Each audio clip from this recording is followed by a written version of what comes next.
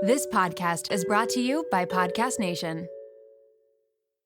Shopping is hard, right? But there's a better way. Stitch Fix online personal styling makes it easy. I just give my stylist my size, style, and budget preferences. I order boxes when I want and how I want. No subscription required. And she sends just for me pieces. Plus outfit recommendations and styling tips. I keep what I love and send back the rest. It's so easy. Personal styling for everyone. Get started today at stitchfix.com/Spotify. That's stitchfix.com/Spotify. This episode is brought to you by LifeLock. Not everyone is careful with your personal information, which might explain why there's a victim of identity theft every 5 seconds in the US. Fortunately, there's LifeLock. LifeLock monitors hundreds of millions of data points a second for threats to your identity. If your identity is stolen, a US-based restoration specialist will fix it, guaranteed, or your money back. Save up to 40% your first year by visiting lifelock.com/podcast. Terms apply.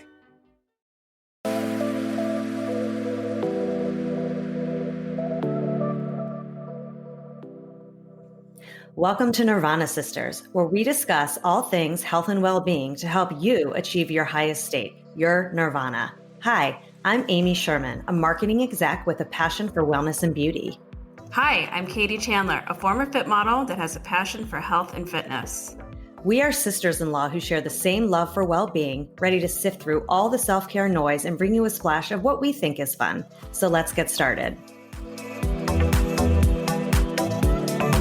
This week, we sat down with Michelle Aspinwall, the Age Alchemist. She is an international best-selling author, an integrative biohacker, and creator of Skin, which is a bespoke skincare line for women, specifically over 40. Michelle's personal experience of applying Eastern principles of healing, studying over 100 dietary theories, her medical chef work, and professional certifications through IIN and AADP to help empower, educate, and guide women to recognize that their genetic predisposition doesn't have to be their fate. She helps women age timelessly and helps them prevent chronic disease, creating vitality and longevity. Yeah, she's got major creds in this space, and it was really helpful to hear her point of view on how to age and not be sort of scared of aging in a way, and really how to understand your hormones and how to understand the different phases like your 20s and 30s and 40s and what that means and how you should be taking care of yourself. So I really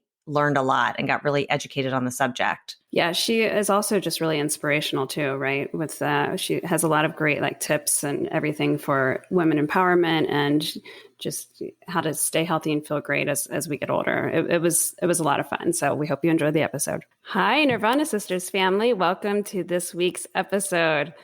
I happen to be very excited about this one because we are honored to have my cousin, Michelle Aspinwall. She is brilliant and is a super wealth of knowledge of all things health, wellness, body, hormones, food, everything. We like to call her, she calls herself the Age Alchemist, which is the most brilliant title ever. And we want to get to know what exactly that means. So hi, Michelle. Thanks for being here. Hi, Katie. Thanks tons. Thanks, Amy. Welcome to the show. So let's start with our Nirvana of the week. Amy, you want to go first? Yes, I will go first. So there were a lot of Nirvanas this week, but one small one, which is notable, was Katie and I were in Nashville last week together, which was amazing and is a Nirvana in and of itself. But as I was packing for my trip, I hadn't traveled in so long, clearly. Everyone is starting to travel. And so I forgot how to pack. I was like, my toiletries, where is everything? Where is all my, because I used to have it so organized. So I go into one of my toiletry bags that I used to pack with. And then I didn't think I had anything in there. And then I looked and they were everything was already in there. My little conditioner, my little shampoo, my little, everything was lined up perfectly. And I'm like, oh, I guess I had already just kept this there. And it was so easily done because I was thinking, oh, I have to transfer all this stuff again. And I was like, oh, boy, am I smart. I already had it all planned and ready to go. So it was just this little note of oh, okay, I actually don't have to pack all this annoying stuff that I thought I did. So just my little moment of joy before I went on my trip. A moment of realizing, oh, I have traveled before. Yeah. It's been so long, but in fact, I do know what I'm doing and I am actually prepared. Well, that's great. My Nirvana is completely wrapped up in the same thing. us being in Nashville together, we had one day where we were just collaborating and going back and forth and coming up with all these great ideas for the podcast and for expansion. And that was just a really great moment for me. To be in a place where my mind had space to think about these things, not chasing after the kids, not thinking about all the responsibilities. It was just, I made space for it, and we were riffing, and it was great. It was really special. So Michelle, what about yours? In the vein of travel, I think the same thing. I had the opportunity to travel to Tulum for a retreat where it was like the beginning of my skincare line, the branch that's for retreats called the Bespoke line. So I got to travel to Tulum. I got to speak to the ladies, and I actually got to interact with them using the product, which is never, ever something I get to do. So that was my nirvana this week.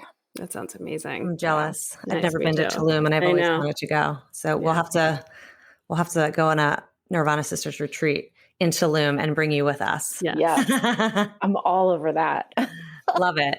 Okay, so we're going to jump into some quick fire questions to get to know you a little bit more, Michelle. So what led you to become the Age Alchemist? Lots of things, but a quick sort of thing is I think a lot of women have come into in the past like 5 to 10 years, recognizing and realizing that what we thought we wanted to do at 18 or 21 or 30 is actually just, kind of something maybe we thought we should do or thought was a good idea. We were coerced by family members. And what I realized in understanding my own health is that I have a wealth of knowledge. I'm my own greatest guinea pig, and I wanted to share that with others. Tell us about the journey of getting to where you are now, because I know you have you are a medical chef and you have a product line and you're a health coach and you're doing all these wonderful things. So tell us a little bit about that journey. Yeah, it's a funny journey. So I was a set and costume designer for, 15 or so years. I went to school for, design, and then went on to go to more school for design, and then was kind of working really hard and didn't really pay attention to lifestyle and necessarily, I always loved to eat, and that was never a problem, but I didn't realize how hard the theater lifestyle is on my body in particular. So I was diagnosed with thyroid disease and Hashimoto's somewhere around 30 or 31. I can't remember the exact year because it took years to get that diagnosis. I knew something was wrong. And then it got so bad. I was like, what's happening? I'm having a heart attack. Who knows? And then once I got the diagnosis, I was told like, oh, it's just a pill. You just take a pill for the rest of your life. You're actually very lucky. Well, I'm part of the 1% of the 1% that pill just kind of doesn't work for. Actually, it sort of regulated some pretty important bodily functions, but it triggered a whole other host of issues down the line. So I spent the next 7 years. It didn't take me 7 years to get pregnant, but for the next 7 years, getting pregnant the first time, that took a while, and just understanding how to support my body and feel more like myself. So that was sort of the big tipping point. And then once I turned 40, that's where the age alchemy sort of started to happen. So I went from really enjoying food and nutrition, and that was a big part of my healing process, was healing metabolic syndrome, which was really the biggest part of why I developed Hashimoto.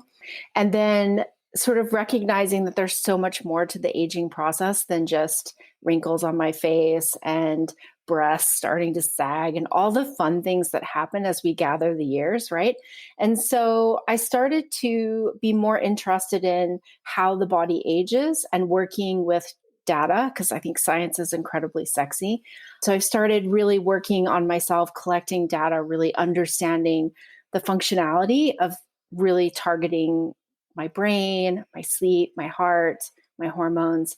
And through that, I feel like I have a pretty good handle on the aging process and how to help women not only titrate or heal themselves from chronic disease, either titrate off medication or heal from chronic disease, but also really get out of that rat race of trying to turn back the clock, defy time, age backwards, that kind of stuff, because I've known many women in my life that have died from breast cancer and ovarian cancer and cervical cancer, and they'd give anything to be aging right now. So I don't know, I have a mission to sort of change the trajectory of women's health.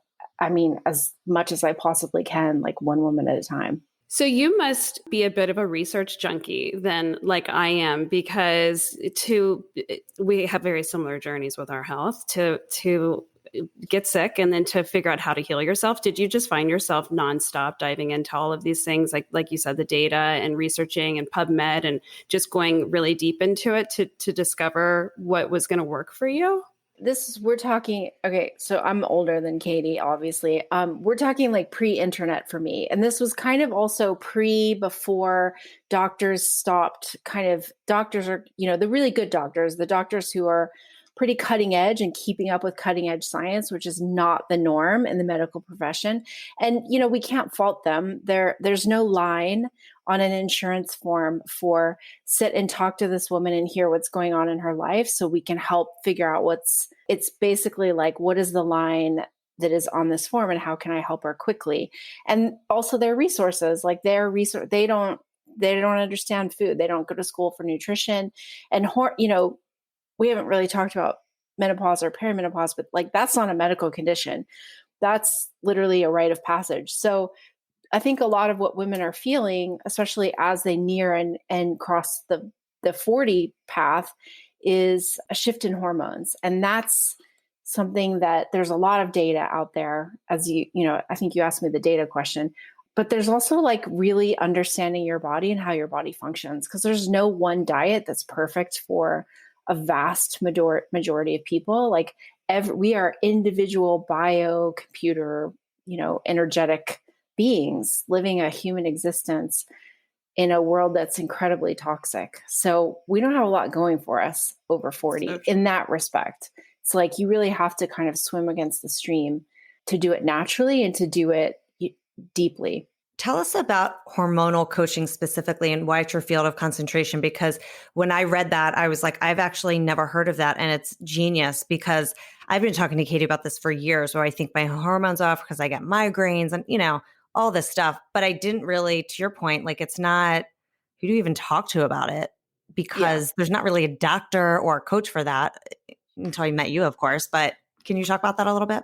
Sure. So up until the age changes for everybody. For most women, they don't really notice or symptoms, as we call symptoms. I like to call it dialogue, because I think our body's always trying to give us nudges and give us information, always giving us feedback based on what we're actually analyzing in our world, in our inner world, as well as, road rage and getting somewhere on time and fulfilling a meeting and making sure everyone's fed, all the things that women are juggling in our modern world. And so up until about 42 seems to be like a really pivotal age for most women, but between 38 and 42, it's that sort of murky gray ground where women start to feel things and things change a little bit, but it's nothing debilitating. It certainly doesn't, for most women, it doesn't lay them flat for a week or 2 weeks out of their cycle. Then you hit 42 and things start to really shift, and they start to shift very quickly. And for a lot of women, they don't quite understand, because again, I'm Generation X. So if you're, I'm not quite sure. Yeah. Okay. So Gen X, like our mothers were the great guinea pigs of women's health, right? Like the birth control didn't exist before our mother's generation. Hormone replacement therapy didn't exist. There were a lot of things that didn't exist. And our mothers had the great advantage of having what was called, the birth of women's health. But in a weird kind of way, they were given a lot of stuff that hadn't had trials. And if it had, it wasn't trialed on women for the most part. And unfortunately, a lot of what they tried out either didn't work or didn't work well enough. And it led them down the path of the great operation that saves us all from ourselves, which is either a partial hysterectomy or hysterectomy, which means our generation, we're like the lost generation of hormones. We actually don't know what to do, how to deal with it, what it even means, because our mothers either didn't go through it, don't remember it, or remember it in such a horrible way that there's not a whole lot of information and help. So we're trying to figure this all out now. So, here we are It's not that bad. So from age 42 to say 45, 46, 47, that's when women really feel the shifts. That's when hormones really change. And these are the years that estrogen goes a bit whack. That's what I like to call it. And then as you get very close to menopause and your period starts to become irregular, that's really when you're noticing that estrogen is doing the deep decline. So the decline in the sense that our ovaries they're sort of slowing down and really resting, getting ready to have the great rest that they deserve after all these decades of creating a cycle.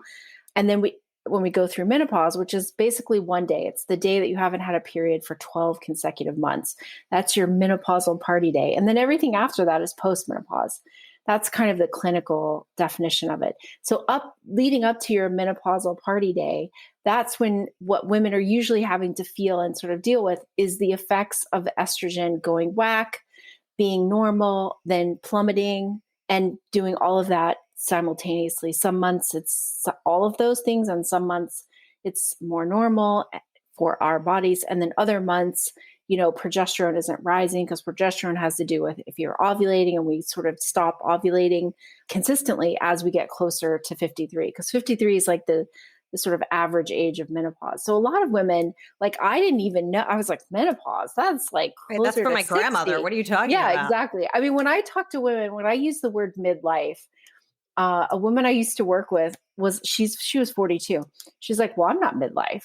I was like, babe, what do you think you are? You're going to live to like 115? Like what, I mean, I'm on that. That's what I want to do. But women don't think of midlife until they're 50 or over. So the 40 to 50 is still these years that we're trying to kind of maintain youth, right? In whatever definition you use that as.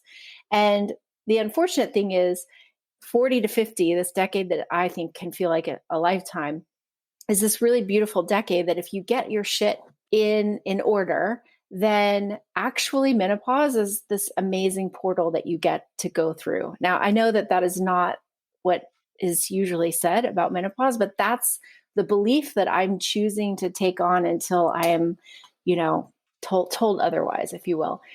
I'm not available for suffering for the next 10 or 15 years of my life because of hormonal imbalance. So that's kind of where that came from. That. I know. That's very inspiring. Yes. That is such a great outlook. And I have not heard it framed that way. And that is so important because you're right. I think people between their 40s and 50s are trying to figure it out and are trying to figure out how to get their shit together. And most people don't know. Like you try one thing, you try another thing. You're like, oh, I feel good today. I don't feel good the next day. And you just sort of live with it. But to your point, it's so important to figure out what makes you feel good, that when you go through the portal and your celebration day, then it's not so scary. How are you making that happen then? You demystify hormones, which I love that. How have you figured that out and are applying it to your clients? So the really important aspect of this, well, there's three sort of major important parts of this. The first is if you don't understand and have a really solid foundation with your diet, with nutrition, being nutritionally supported on a daily basis. Like women, we are really good at dieting. We're really good at starving ourselves or thinking and using food in a way that it's not actually supposed to be. Food is just biology. Food is just substance that goes in, it gets chewed, it gets digested, we assimilate vitamins and minerals, and then we have energy. That's essentially what food is. But we've, of course, in our modern world, we've created food to be this thing, right? We use it to numb, we use it to squash, we use it as punishment, we use it as a reward, we use it for a lot of things. So diet nutrition is of paramount importance. And then the next thing is supplementation. Now, I'm not a big fan of taking lots and lots of pills, but I will say there are several nutrients and amino acids that if you're not testing that, and if you don't actually know what your levels are and you're just taking vitamins, it's actually sort of a waste of money. So in my practice, we do some very specialized testing. I really love this test called the Dutch test, dried urine comprehensive hormone test. And it test not only what your hormones are doing in that moment, but also the metabolites of those hormones. And that's actually, without getting too nerdy here, it's really how the body uses the hormones and then expels them. So that's the second. And then the third is recognizing in lifestyle, how do you live your life? What do you believe is available to you? And how do you imagine your life to go for the next 30, 40, 50 years? Because what you believe is what you bring into your world, and it's what you seek out, even if you're not believing that. Some people believe that their bodies just mess up, and it's actually not the case, that we have a lot of control over how our body functions. But unfortunately, what we've done is we've just sort of sat our butt in a chair and given our power away to a doctor who doesn't really know that much about us and actually hasn't kept up with some pretty amazing cutting edge science. And so here we are. And then that's considered women's health. But the last part is really understanding that when estrogen is really goes to the adrenal glands and adipose tissue, because I prefer to call tissue versus fat. Fat's a nutrient and tissue is skin. Tissue has blood vessels, and even our belly fat, all of our fat produces small amounts of estrogen. So that's a little part of why women gain a little bit of weight, especially as they get closer to menopause. And you just have to kind of, I don't know, I always encourage women to embrace gaining like between 6 and 10 pounds as they get closer to 50, because that's really helping supply estrogen to a body that's used to having a certain amount. And then it's going down fast. So it's a big, and women really spend a huge amount of time worrying about what we look like, what size we are, and how young we look. It's a massive time suck in our brain. And if we took that energy and we just, replaced it or kind of used it for something a little bit more substantial, I mean, can you imagine what the world would be like if every woman sort of like halved the amount of energy and time we put into what we look like, into how we feel, and the contributions we're making in the world? So that's kind of what it is, what I do and why I do it. And the irony of this is that as women actually become very in tune and working with their body, their minds work different, and their magnetism is much greater. And it actually gives them, it just opens the world for them. Like, women have gone on to, start publishing houses, to starting their own business, to growing their business to multiple 6 and 7 figures. Like, we want money in the hands of like wonderful, heart-centered, like strong, badass women. Like, that's the other side of this, right? That's like the little feminist in me. Like, yeah, we can rule the world. 100%. Hell yeah, we can. Love that. That's some good parenting advice that I need to pass down to the girls too. Something that you said, it reminded me of something that I read from you that I want to quote that I think is really powerful. And I related a lot to it, and I think our listener will. And it's, when we're out of balance in life, it shows itself with hints, whispers, maybe a poke or even a nudge. Before long, this leads to a feeling which eventually turns into a pain. The body adapts to the symptom much faster than the mind acknowledges it. By the time we recognize it, it often is already pain, anxiety, or worse. The body has been enduring something for too long. And that just speaks to so much, because chronic illness, your hormones shifting, you don't recognize these little things that are happening unless you really choose to and to tune in. So it becomes really easy to steamroll and fall apart, right? It's such Totally. a good point, Katie, because I think I'm so glad we're doing this episode, because people that are listening that are under 40, which is a lot of you, should pay attention to this stuff early, because I think I didn't. And as Katie knows, I, a couple of years ago really struggled with vestibular migraines, and I still have them, but now I'm aware of it.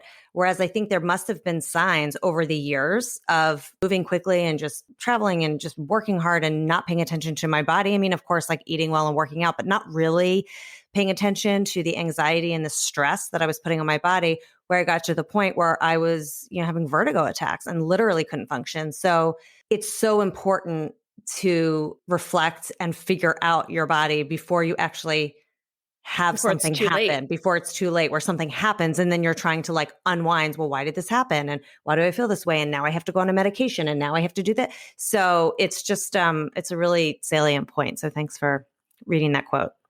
Do you work with people under 40 or do you mostly focus 40 and above? You do work with. I do. I mean, I have a client right now who's 24. We've been working together for over a year. But yeah, I work with women in their 30s. A lot of women in their 30s. Here's what women usually do. Oh, it's not that big of a deal. Or, oh, my doctor says things are normal. Or, oh, my blood work's fine.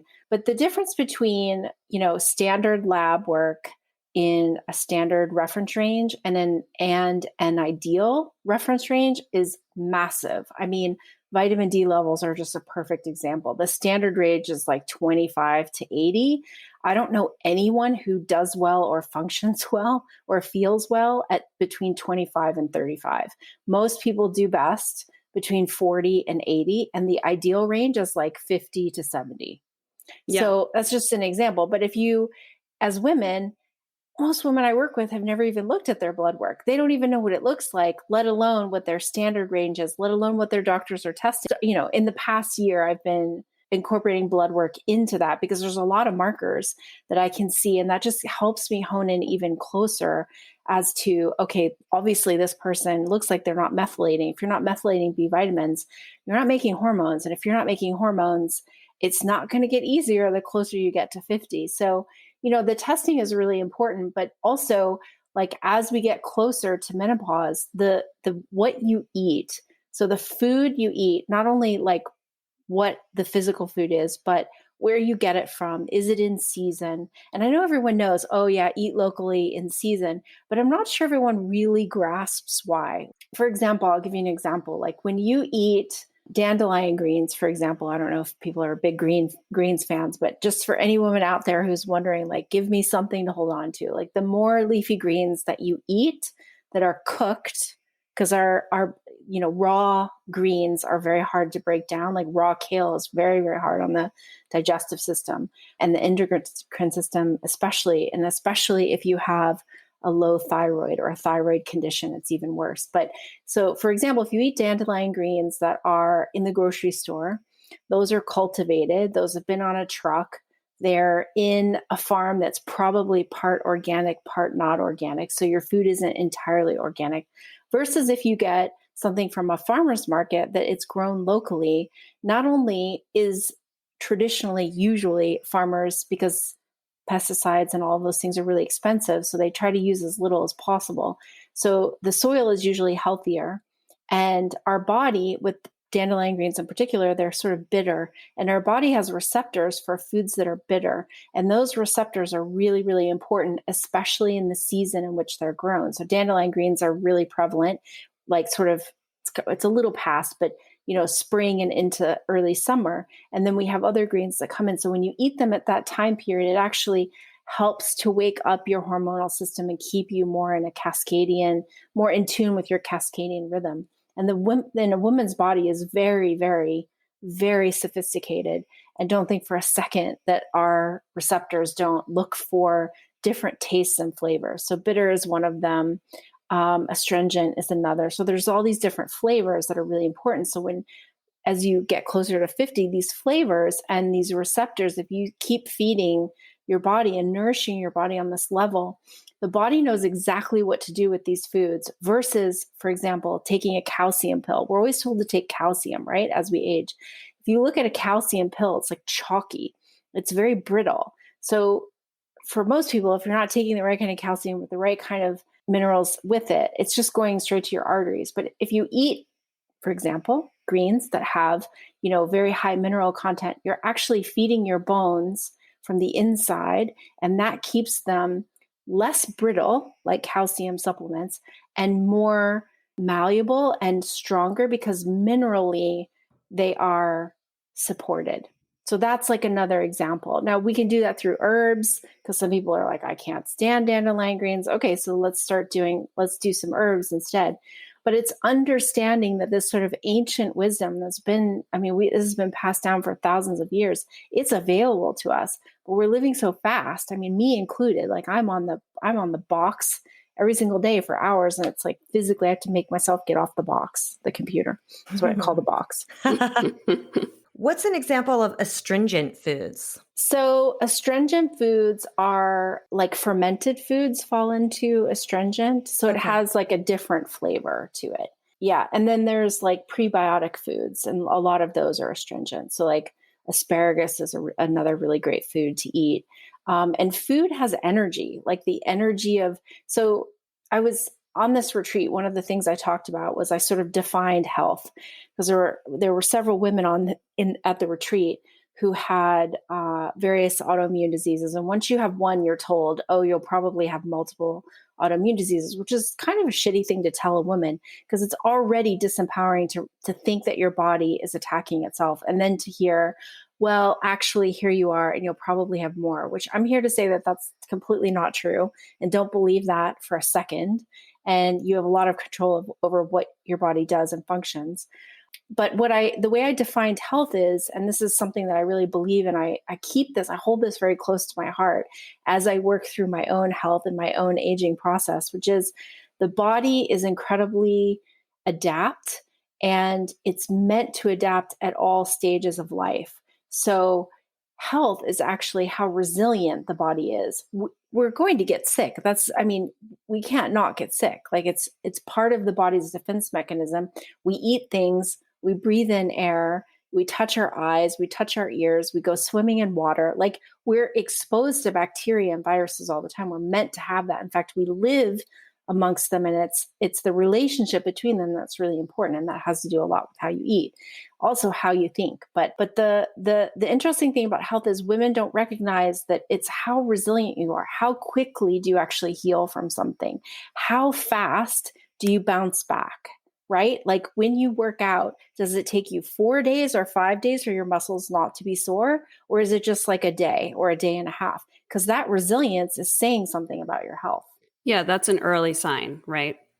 As soon as I remember when I first started getting sick, speaking of autoimmunity, I couldn't climb a flight of stairs. I was 29. And it was one of those nudges that you were talking about. And I actually had the thought, I guess I'm getting old. Like I was 29 years old. It was ridiculous. And I stopped being able to work out. And I think what you were saying earlier about looking at like these, women doing their blood work and their doctor saying, oh, you're in range, everything looks good. There's such a difference between the doctor saying, check, check, check, you're fine, versus I want optimal health. How can I achieve optimal health? And I feel like not a lot of people knows, A, that that's possible, B, that it exists, C, that they could ever even feel it. And if they did feel it, what's actually happening to me right now? And oh, how do I maintain this? So it seems like, especially your younger clients, you're really helping them achieve optimal health so that they can segue into this next phase easier, more gracefully, feeling their best. Definitely. Right? Definitely. So do your 6 pillars of hormonal health, and I realize that people pay you a lot of money to give us all these goods, but what would give us some of your top tips for the mastery of your hormones? Totally. And just to be clear, like I love talking about this, and we all have this information, and the way, when I work with women, it's not about the information, it's about the transformation. So women traditionally, me included, if we don't have somebody there cheering us on, lighting a fire, telling us yes, and hearing our BS that we tell ourselves, our poor little me stories, and that transformation isn't going to happen. So I'm happy to give the goods. So the 6 pillars, so I sort of talked about them. So nutrition, supplementation, the people that surround you is a huge part of it. I mean, if you hang out with people that don't build you up and don't show you what's possible and don't sort of inspire you, then of course you're not going to do it. Like, why would you? Because we are a culmination of the 5 or 6 people that we hang out with all the time, right? So it's the people, it's having a purpose. Like having a purpose is huge. And I remember the day at 42 where I was unloading the dishwasher, a regular day at the dishwasher. And it was like, is this it? Like I've reached all the pillars in life. Like I'm married, I have kids, I own a home. I made it to a really high point in my career before I sort of took a little break, and I was like, is this it? Like, what is there? So it was that moment where I realized this isn't it. And, there's a round 2 or round 3, but that's a huge one, actually, having a purpose other than raising children. And that is a huge purpose, but it doesn't last for the rest of our lives. They do fly the nest if you're lucky. So your purpose, how you sleep. So women traditionally sleep, again, is like this. It's like some sort of status symbol to sleep very little. Like, I can function on 4 hours of sleep. Crazy. Okay. Yeah, exactly. And, there's a spiritual, religious, however you want to put it, component that I think is really important. Also, you have to recognize how big and important you are, and at the same time, how you are part of a greater macrocosm that involves something much bigger than you. Yeah, I love that. I'm diving into my spiritual journey a lot more recently, and it's really, honestly, sure. yeah, it's made a huge difference. Yeah, it is huge. Can you talk about integrative biohacking, what that means, and how it can help someone feel better? Oh my gosh. Okay, so that's me. That's me loving science and thinking science is super sexy. Me too.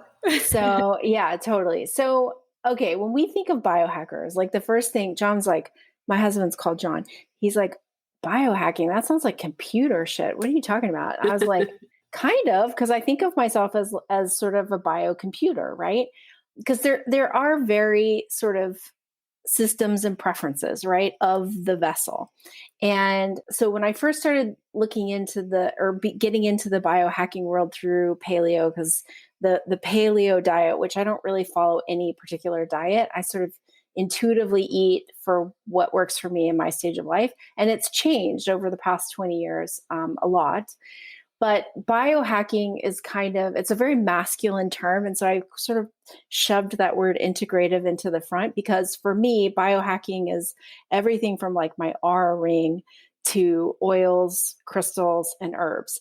So when you put those two things together, it's a really beautiful marriage of like the ancient and the modern, and using everything at our disposal that we have. I love that. And that's a new scope for me to look at it, because from my perspective, I have always kind of, once I realized that all this medication that these Western doctors put me on, that I have to be on, truthfully, they don't get rid of all the symptoms. They don't help me achieve the optimal health. That's when I started really educating myself on like, what supplements should I take? How should I be eating? And I feel like when you are so in tune with your body, and Amy, you're a solid biohacker, because when you're in tune with your body, and when you listen to what it needs and intuitive eating and all, and you give it that's what you're doing. You're hacking your body essentially, right? Do you agree, Michelle? I think, yes, definitely. I think there's levels, right? There's levels like anything. I mean, not everybody checks their heart rate variability on a daily basis and like really gets into that. So, but certainly the woman who's like, I'm tired, I want to go to bed, and it might be 10 o'clock. That's amazing. Like, that is definitely listening to your body and really understanding the rhythms of sleep and how important sleep is. So that is definitely a hack that I think is important. When I talk about biohacking, I really talk about tracking data and using that data to understand the body at different stages. Because what I could do at 38 versus 44 versus 49, it's different. The body is always evolving, and I don't see it. And this is just to go back to the definition of aging. Like, some people see it, oh, I can't do what I could do 5 years ago. Now something you didn't know 5 years ago. So everything is an exchange, right? It's a constant exchange. You exchange information, you exchange body composition for something else. What I looked like at 35, the muscle mass and the strength that I was doing, I'm not meant to be doing that now. If I did the same thing at 35, at 49, I would legit burn out my adrenal glands. And the more you tax your adrenals, the more intense your symptoms are. Your adrenal glands are like, the protection of the adrenal glands is everything as you gather years. Yeah. And I should say, as a disclaimer, honestly, the way you do it is the safest way. It's, collecting data. The way I did it, I was just a guinea pig and I would try all these different things and one thing would work and the other thing wouldn't. And, my husband, Adam, would be like, what the hell? You got to stop taking all this stuff. What are you doing? Stop.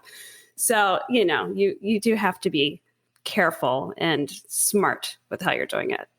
Yeah, you gotta know something. You gotta do a little bit of reading. But I mean, I'm totally a human guinea pig. I mean, there's a supplement that's become very savvy in the doctor biohacking feminine world called astaxanthin. It's a very long word. I always mispronounce it. And it's supposed to do great things for the brain, really amazing for your skin. I was like, yep, sign me up. Sounds like my thing. I ordered it. I took it. Within 4 days, I was completely constipated. And I was like, I'm off this. So I've been feeding it to my husband, of course, trying to optimize his brain and help his skin. And he's not having the adverse reaction. No, he's not. He's not. That's the funny thing. But I mean, that's the thing is I know my body, I know how it functions, and I know what's optimal. And when something's off, I listen to that immediately. Nice. That's great. And before we kind of get into our wrap session, what are some takeaways for our audience in terms of early signs of hormone changing? And also, can that be slowed down, or would it be certain things you do to address a symptom? First and foremost, if you're still cycling regularly, well, okay, before I say that, can we just say that birth control does not balance hormones? I just want every woman out there to know, if you're on birth control, I hope you're just taking it for birth control because it's amazing at that. Birth control pills are amazing at that. The Mirena, amazing at controlling birth. It doesn't balance hormones. So I just, again, changing the trajectory of women's health. It just flips the switch off for the loop between the brain and the organs and the glands. It just flips that off and you're just putting more hormones into your body, synthetic hormones at that. So the first thing I would say to women is if you're taking birth control because you think it balances hormones, it's going to numb the symptoms, but it doesn't actually balance anything. So that's the first thing. The second thing I would say is any abnormalities around your cycle, with your cycle, or around ovulation, which is, changes for every woman, but it's when your body temperature changes almost a degree. And if you're taking your temperature, you know what I'm talking about. And if you don't, it's usually day 14 to day 17. So if you have trouble around ovulation, or if you have really severe PMS, our cycle is like our fifth vital sign. It is such an incredible element of health that women are given. It's not a curse. So that would be the next thing. And then the next really sort of common thing is thyroid conditions. Katie and I, it doesn't run in our family, but we worked hard and did the New York thing. And here we are. We've lived to tell it. Thyroid conditions are very common because our thyroids deteriorate as we age. So thyroid symptoms are, for example, if you start putting on weight really quickly, if you have brain fog, if you find that you have temperature, you're really, really adverse to cold, or really, really don't like the hot. I mean, no one really likes hot or really, really cold, but there's people who are really cold hands and feet all the time. That's usually early indication. And don't just get your TSH. That's the sort of standard. You need a full thyroid panel if you have any of those symptoms. It's really funny that you say that because Katie was the one who told me, because my thyroid in one of my blood works was not high, but it was high for me. And my doctor had said, it's fine, you're in range. And Katie's like, no, you need to get the full panel done just in case, because you were complaining about this and you were complaining about, so get it done. So I finally got it done. And actually everything looked really good, thankfully. But I would have never thought that. So I always send my blood work to Katie because she knows more than me about that stuff. But that's a really good point. And I know we were echoing that theme earlier of not just trusting the doctor to say, because actually the thing about birth control is really interesting, because when I was first having headaches and all of these things, my OBGYN was like, go on birth control, which I didn't. I think it was her way of saying, have regular periods, balance your hormones, and then your headaches will get better, which clearly is not the right advice. But in terms of, you had said one thing I wanted to ask about the symptoms, 14 days into your cycle or whatever. Are you saying that you should have symptoms or you shouldn't have symptoms?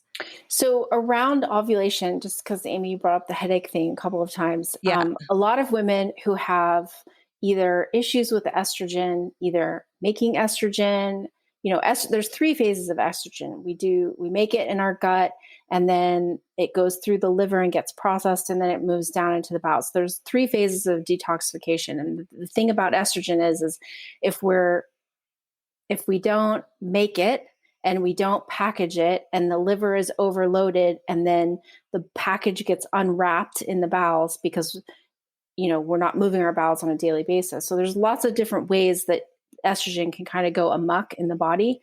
Here's what's going to happen. Like, if you can't get estrogen out of your body, if you can't use it, have the liver process it and get it out, putting more estrogen, which is what's in birth control pills, putting more estrogen in a body that can't manage estrogen is just bad news bears. That's like feeding more alcohol to a drunk person. Like, why would you do that? So this is why testing is really, really important. And urine testing is very sophisticated and gives you way more information. Well, not way more, but different information on top of blood testing. So I would just encourage women to look into the Dutch test. The only thing is that if you're over 40 and you're having estrogen issues, a lot of doctors will say, we don't need to test your hormones. I know what your hormones are doing, because they're immediately thinking estrogen is doing one thing, progesterone is doing another. Here, just take this antidepressant, or here, take the birth control. Well, in actuality, that doesn't solve anything. It just potentially has the potential to clog things up or to deplete you of minerals. Both things, antidepressants and birth control, deplete the body of essential, crucial nutrients. So if you're going to do that, which some women, no judgment here, but if that's what you're going to do, that's what you're going to do. Make sure you're testing. And, actually something sidebar that I learned this year was that eating fiber flushes out estrogen. So that's a big reason why, to loop in why your diet is so important. So Michelle, you offer all of these fabulous different programs. How can our listeners get in touch with you if they want to work with you? I know that you do one-on-one coaching, you do group coaching. How can they find you? So the best way to get in touch with me is to go through the website. There's a contact. You can contact me that way. You can send me an email, or you can follow me on Facebook. I have a Facebook group, free Facebook group called Hormone Mastery Over 40. I give lots of great stuff there. And I do masterclasses in there. So if you're wanting to hear more and I go deep, that's a great place to go to. Nice. Thank you. Excellent. Okay. So getting into our first quick wrap session question. What is your favorite wellness or beauty hack? I have 2, either cold showers for reducing inflammation, waking the brain up, or dry brushing. I do those like on the daily. Well, I don't shower every day, but when I shower, I hope my mom's not listening. Yeah. So dry brushing the skin, which helps move the lymphatic system. Yeah. I like dry brushing a lot. Do you take the whole shower cold, or do you do like the last minute cold? No, I do the last minute. Okay. Or, it's hot down here, so I feel like I also do cryotherapy. So I do that. Oh, I want to try that every once in a while. That's a little bit easier because you've gone somewhere, you've paid somebody, you walk in, it's a beginning, a middle, and end, and then you're done. Yeah, kind of deal. Cool. I got to start the dry brushing. Amy, I didn't know you did that. Michelle, I know you did that because I see you talk about all these fabulous things on your Facebook page. But yeah, cool. So the next one we call your 5-minute flow. You just got out of the shower and dried off, did your dry brushing. Uber just alerted you that they are 5 minutes away. What's your quick beauty routine? What are you gonna put on? What are your holy grails? What's gonna get you out the door and into that Uber on time? Okay. I think I've only been in Uber like 4 times, but here we are. I'm a big walker, and now I own a car. I own a new car. Never had a new car in my life. I'm in the shower. Okay, in the morning. So if I've showered, but I haven't washed my hair, which is a big thing, I have a toner that I use all over. So I use it on my face just to kind of freshen things up. And it's the scent I love is rosemary. So I use that on my hair too. And it just kind of makes it go from like that to like normal, because I wake up and my curls are kind of like everywhere. So that I would say that's my thing. And I use it all over my body. Like I have a small one in my purse. So if I go work out or something, back in the day when that happened, I would spray that instead of showering. So that's my hack. Okay. And how do you maintain your daily nirvana? Orgasms, of course. That's our best answer. Oh my God. You win. You have to. That's the other thing. On the daily? I wish I did it on the daily. No, I was like, not wow. on the daily, but definitely multiple. That's the goal, right? Yeah, that's the goal for sure. Nice. Nice. That's a damn good one. All right. Well, Michelle's going to honor us this week with doing our product review. She has an amazing skincare line, A-Skin. And I'd love to just give us a quick snippet of what A-Skin is. And then I can't wait to hear about this product. Cool. So A-Skin is my completely natural line of skincare that I created. I mean, I've been using it since I was 35. So since I was pregnant with my first son, and I just wanted something completely natural. I had the itches everywhere. Like my skin, I just had some kind of reaction and I just itched. So I created a body butter and a facial oil because I wanted it to be an all natural pregnancy. And so that's where it came from. And then it's made entirely of oils, herbs, botanicals, and butters. So I, depending on the product, I use different stuff. And my favorite product is the facial oil. I've been using it for years and years, well before Vintner's Daughter. And I think it's amazing. It changes now. Your skin is incredible. Thanks. It changes now. It used to change every season, and now it's changing twice a year. It's amazing. I mean, what can I say? It smells amazing. It feels amazing. And if you err on the dry skin side, it's incredible. And if you err on the oily side, it's equally incredible because it helps the body naturally break up sebum. I mean, sebum is an issue because of testosterone usually, but at any rate, it's great for all skin types. And that's what I use. And what is it called? Do you use it on your face or your body or both? I use it on my face, my neck, and the tops of my hands. Yeah. So how do you keep your skin, if you're not using lotion, how do you keep your skin moisturized then? I use a body oil. See, I don't use lotions because they're water-based, and anything water-based. So anything that's a water-based, except my toner, because it's a hydrosol, it's made with distilled water, but anything water-based that you buy like at the drugstore or at the, whatever Nordstrom or Bergdorf counter, that has to have chemicals in it in order to preserve it. So I just don't use anything with water in it. So you just use a body oil? Yes. Yeah. I like body oil. I've just had a hard time finding one. Oh. But I'm now going to find one because you have one. So that's great. And it's A-Skin facial oil, A-Skin body oil. That's how can our user? That's called. They'll find it on your site, right? On my website, yeah. So it's michelleaspinwall.com/A-Skin. But if you go to the site, you'll find it. It's not hard. Well, thanks for telling us about those products. I'm really excited to try them. And Michelle has also graciously given us a discount code for our listeners, which is Nirvana20. We will put that in our show notes, which is amazing because I'm sure everyone's going to want to try all these natural products. So thank you for that. You're welcome. And that's 20% off. Nirvana 20 gets you 20% off. Yeah. Amazing. That's amazing. Thank you. All right. Well, let's wrap with our mantra. This one literally fell into my lap when we were in Nashville. And I just thought, oh, that's so cool. We got to use that next time because it's really very true. The secret to having it all is knowing you already do. And that's just a nice one to keep on a loop in your head. I love that. Yeah. That's a great one. Yeah. All right, Michelle, thank you so much. This is great. Thanks for listening to Nirvana Sisters. For more information on this episode, check out the show notes, please subscribe, and leave us a review. Also, find us on Instagram at Nirvana Sisters. If you loved what you just listened to or know someone that would, please share it and tag us. Tune in next week for a fresh new episode of Nirvana Sisters. We'll continue to watch out for all things wellness so you don't have to. Bye.